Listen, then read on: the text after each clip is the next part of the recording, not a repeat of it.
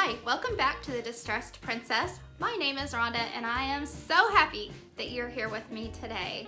To all my subscribers, I want to say a sincere thank you for supporting my humble little channel all this long way. If you're not already a subscriber, I would love it if you would hit that button and become a part of my DIY family. On my channel, you'll see lots of different decorating styles because I truly do love it all. From farmhouse to shabby chic, cottage, boho, cabin, modern, even mid-century mod. I really do have a lot of different likes, and so there'll be something for everyone here. So with all that being said, let's get started. So here are the DIYs that I will be working on today. The sun came out at my house and I was in such a happy mood. I wanted to use this cheerful blue color. And today's video was really inspired by that infinity scarf from the Dollar Tree. And the first project, I'll be using that infinity scarf to cover that wooden box, also from the Dollar Tree.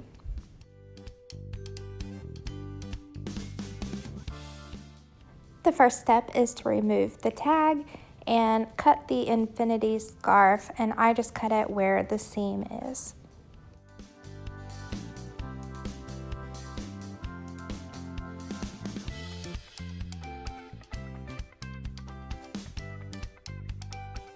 I cut a length of the scarf long enough that I would be able to fold it over the inside of the box and hot glue it in place, covering the whole box. Save your fingers from the hot glue using the pink finger protectors from the Dollar Tree.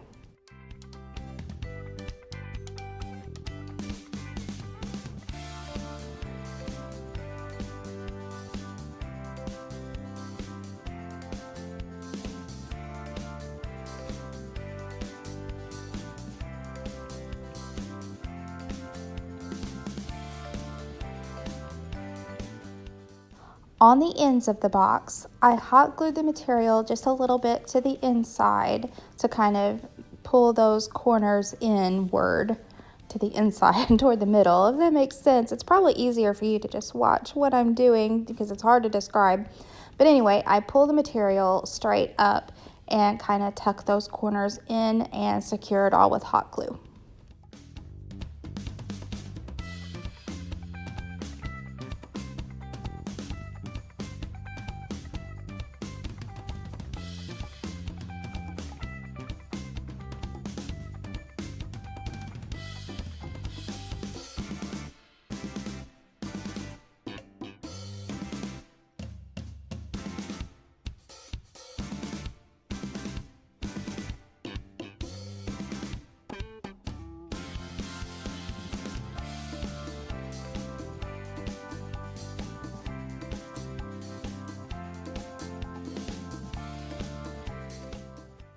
So I wanted to use cheerful white flowers inside of my little blue box, and I had this garland from Michael's that I got on clearance for $7.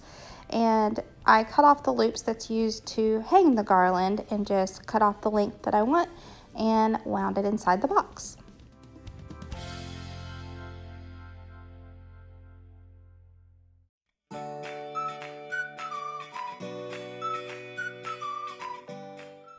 To go inside the box, I wanted a candle, and this is a candle that I got at TJ Maxx for just a couple bucks, and it was the right colors and it makes me happy, and this video is all about happy things, so that's the candle I chose to use.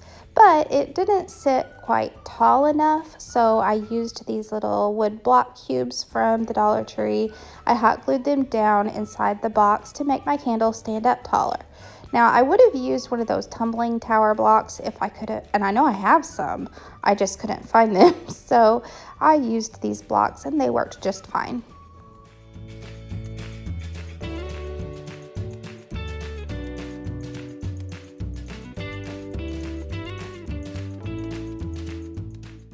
I was loving how my little happy arrangement was coming together, but I felt like it was still missing a little something. So I went back to my stash and I found these handy dandy little chalkboard tags from the Dollar Tree. And they come with the little jute string that you don't even have to use separate jute string, so that was perfect. I tied the jute string into a bow and thought about what I wanted to write on the chalkboard tag. I'm using a chalkboard writer from the Dollar Tree, but in all honesty, I wish I had a smaller tipped like chalkboard marker because the chalkboard writer is kind of fat and writes too big for this little tag. Anyway, the word that I chose to put on my tag was happy. This arrangement makes me smile every time I look at it.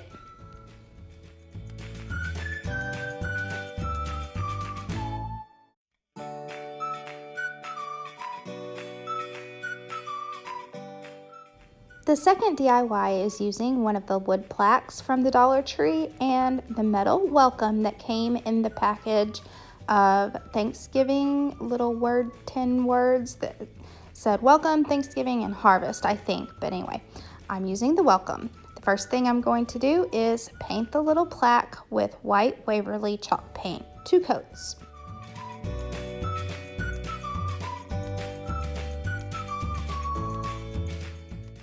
I used my hair dryer to speed up the drying time and then used a light grit sanding block to smooth out all of the paint.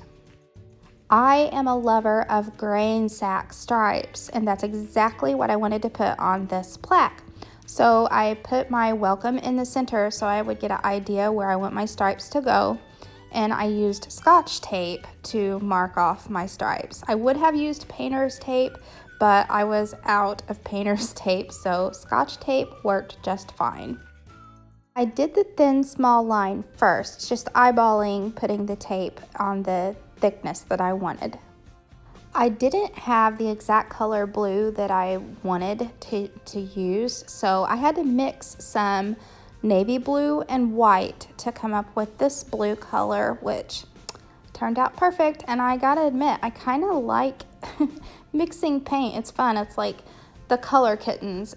For those of you who don't know, the Color Kittens was one of my favorite little golden books as a kid, and it's about these kittens that knock over all these buckets of paint, making different colors.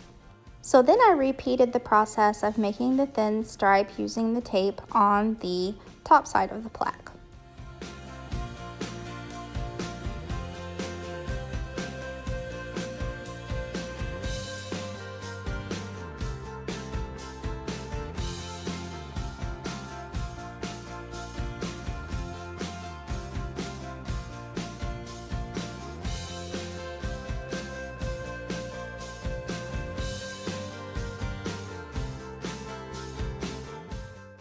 Drum roll please, and rip that tape off. Oh, the satisfaction of a nice clean line. The Scotch tape really worked pretty good.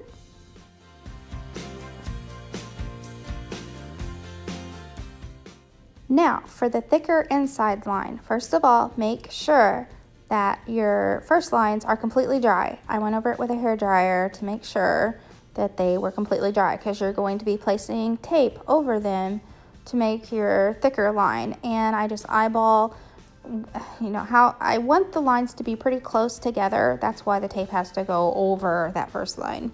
But I just eyeball, how far apart I want them and how thick I want it, and make your second fatter line.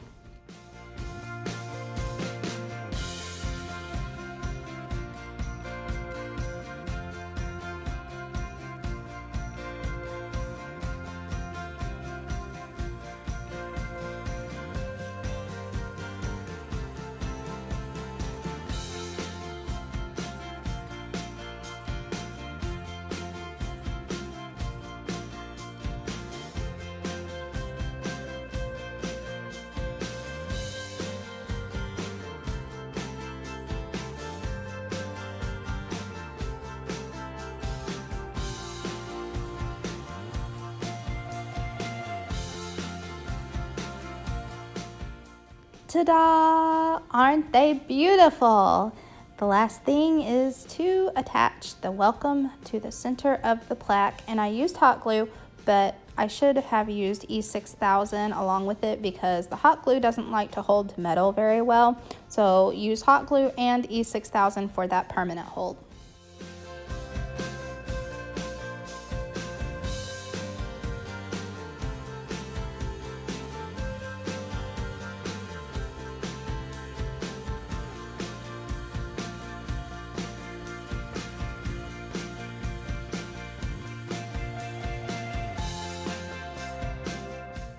For this one, I used the 6x8 canvases from the Dollar Tree. I had 3 of them, and I painted all 3 of them using that same blue paint that I made the grain sack stripes with.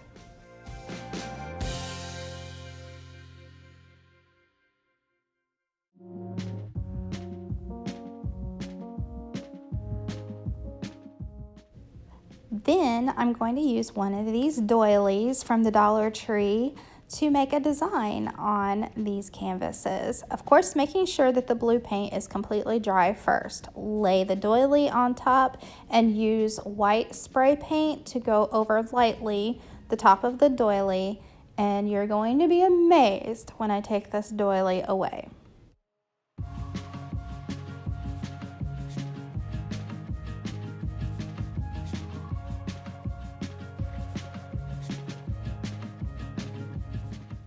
I was shocked at how cute this turned out. So on the other 2, I wanted to just do the corners, and so I just laid the doily on the corner and spray painted around.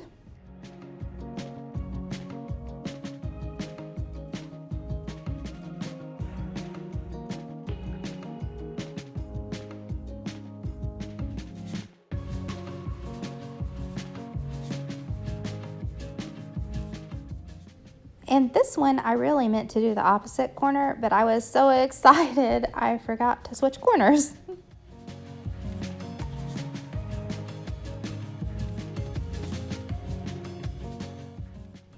And look at the pretty art that we just made. And it could be hung on the wall or it can sit out. There's all kinds of things I think could be done with these pretty canvases.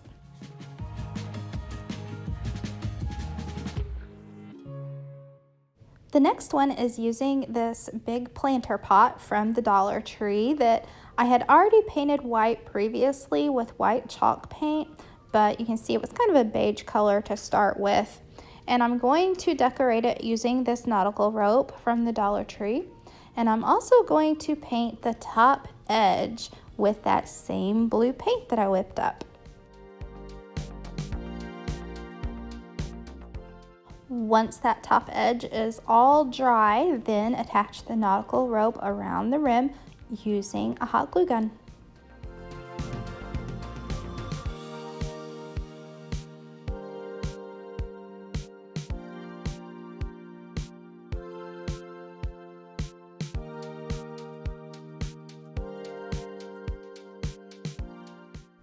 When you make the full circle, just cut off your rope and hot glue it down in place, and it looks like it's pretty seamless. If you hot glue each end together, then it looks like it's one continuous piece of rope.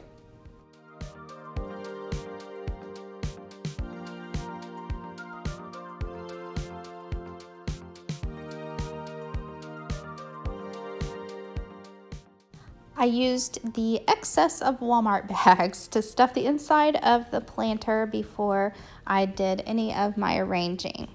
And the florals that I'm using is a hodgepodge really of just some grass and ferns and Dollar Tree greenery that I've accumulated over the years. I put it all in there together with what was left of my garland that I used in the first DIY.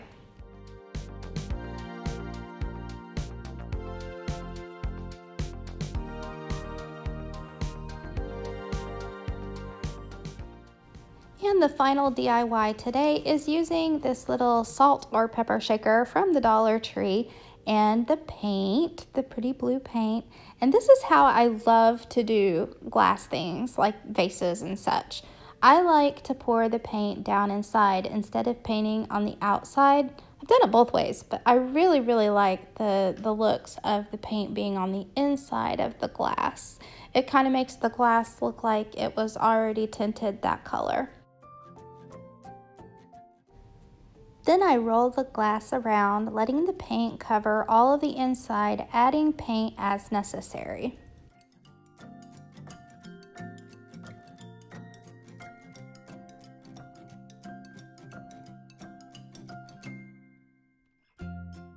If you get impatient like me, then use your paintbrush to try to get the paint up around all the sides.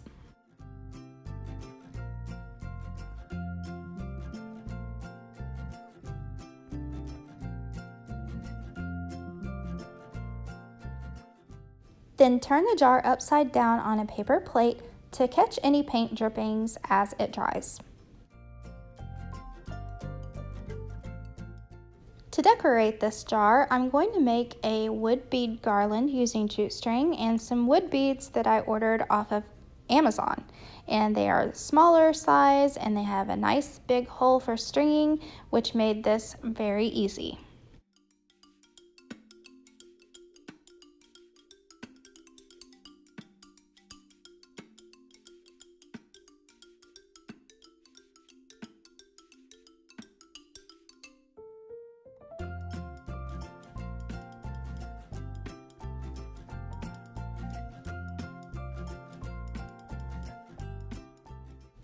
Loop the jute string around the top of the jar and tie a double knot on the end, and that will finish the garland.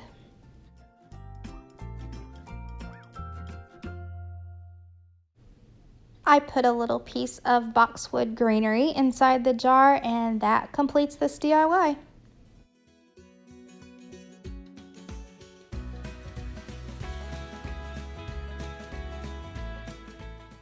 And here's a look at all the projects here together, and they really make me happy. I hope they make you happy too. I hope you give them a try. If you're not already a subscriber, please remember to hit that subscribe button. Give me a comment down below and let me know what you'd like to see more of. You can find me over on Instagram and Pinterest. I post every Tuesday and Thursday at 11 a.m. Central Time, and I'll see you next time. Bye.